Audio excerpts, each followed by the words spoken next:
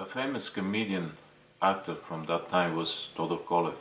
Unfortunately, he was banned from acting for a long time just because he had made one silly joke in which he said that there were only two great comedians in Bulgaria, himself and Todor Zhivkov, who was the communist leader and the Bulgarian dictator.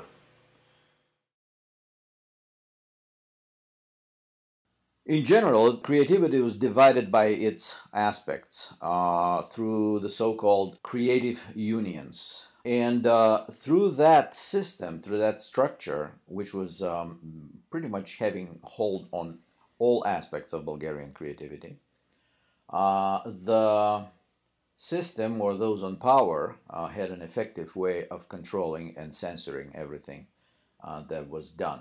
So the insiders, the formal structure of those unions, they had a grip on everything that was made. So in the movie industry, it followed, of course, the path of everything else. The movies were assigned to a certified creators with a particular diploma from the higher institution. And from that point, from what I know, they had a free path to create whatever they want with one condition. In no way the government or the system had to be questioned or attacked in any way. Actually, the censorship was much, much harder initially, and I'm talking about the times before I was born. It was really, really dangerous back then to speak or to make statements or even hint something that went counter the official line and the censorship. Everything was strictly observed by the government. Without a proper diploma to make a breakthrough in this society as a creator was pretty damn tough. Казвам се Ангел Тошев. На 55 години съм, завършил съм ВИТИС 94-та година, кинорежисура, направил съм няколко игрални филма. Във всички сфери на изкуството се работеше много по-свободно и много по-спокойно. В смисъл, че хората, които управляваха властта, която беше тогава, толерираше изкуството във всичките му форми. Първо се правеше един сценарий, който се обсъждаше на художествен съвет в студия за игрални филми. Този съвет взимаше решение дали филма и сценарий е интересен, за да се стигне до правенето на филм. Значи тази комисия беше от специалисти, режисьори, оператори, сценаристи, хора, които разбират от кино. Докато сега пак вмъквам, в момента тези комисии са от някакви, примерно имаш счетоводител или някакъв, който е завършил лесотехническия институт. Тия хора нямат халхабер представа от кино. Тогава комисията беше изцяло от професионалисти. И когато излизаше някакъв интересен сценарий, всички го толерираха и нямаше ограничение в бюджета на филма. Много исторически филми се направиха, които беха много мащабни, както се правят продукциите в Холивуд. Примерно мога да цитирам за наши исторически личности, като филма за Хана Спарух, филма за цар Борис и така нататък. My name is Konstantin Stoyanov. I graduated from Temple University in Philadelphia, majoring in film directing. I used to work on film sets in Bulgaria during the communist regime, and I have first-hand experience in filmmaking from that time. During communist rule, there were political constraints that were placed on filmmaking process in Bulgaria. The main purpose of the Bulgarian cinema was to produce films in which Bulgaria and the Soviet Union were shown as the paradise for the working people. What's more, the films were used by the Communist Party as a propaganda tool to depict the communist society in a positive way. A special censorship committee was created, and all films were required to undergo extensive censorship. The government, those in power, considered, of course, they were well aware that movies and art in general is something that is a powerful propaganda and was fully used for that purpose. But also they would allow certain level of creativity, but in general, very, very well censored and controlled. Тогава се правеше най-значителното българско кино и се направиха най-добрите заглавия, с много добри артисти, с много добри сценарии, сюжети. Нали, очаква се да се каже, че е имало трудности. Точно обратно, нямаше тогава трудности, има сега. Защото тогава бяха регулирани нещата, защото сега никой не обръща в България никакво внимание на културата, особено пък за кино и за театър.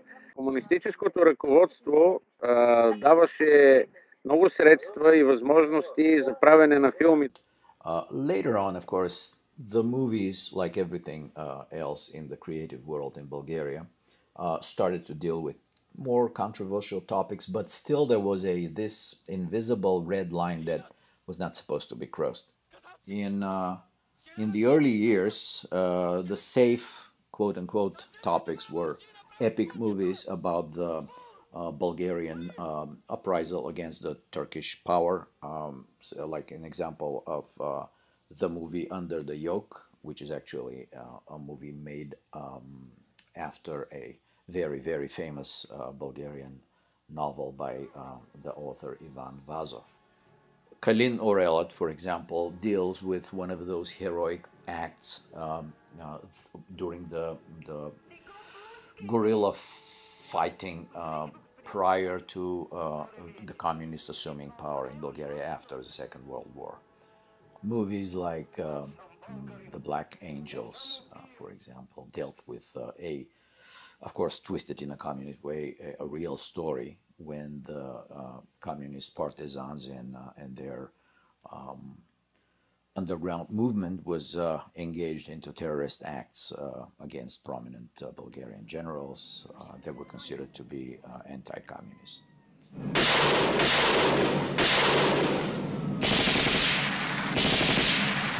Another film was the film All Is Love by director Borislav Sharaliev and writer Boyan Papazov. This was the Bulgarian version of Francois Truffaut's The 400 Blows, which was critical of how the communist system was treating its juvenile delinquents. A very popular film critical of the regime was One Woman at 33 by Христо Христов. Ето, примерно, моят професор Христо Христов направи един филм Една жена на 33 и там имаше закачки за комунистическото управление, принципа на държавата.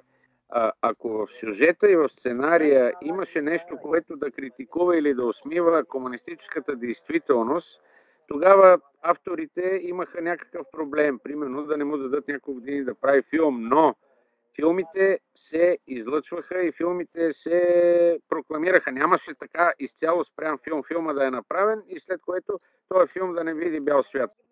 Да, имало е филми, които са обслужвали партийната линия, но имало и много артистични филми, които са с голяма стойност. Back then, though, going to the movies, it was very affordable.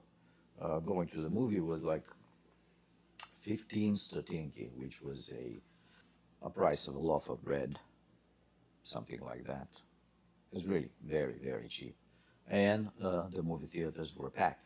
All major motion pictures from the West were shown there, or all the winners of the particular movie festivals, the big hits from Hollywood and or independent movies in the United States.